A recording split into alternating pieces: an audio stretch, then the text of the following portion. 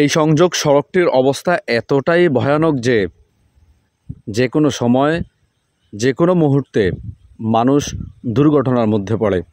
এছাড়া সড়কটির বর্তমান অবস্থা মহামারী আকার রূপ ধারণ করেছে।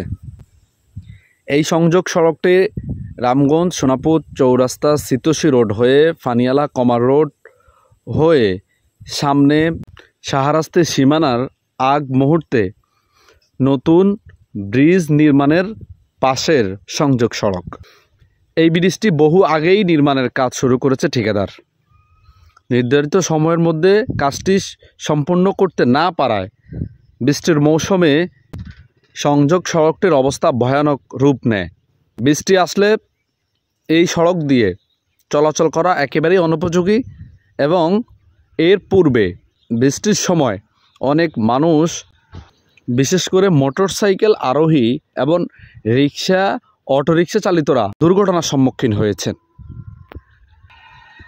অতএব এই ব্রিজটির পাশাপাশি সংযোগ সড়কটি মেরামত করার জন্য ঠিকাদার ও সংশ্লিষ্ট সকলকে অনুরোধ করছি।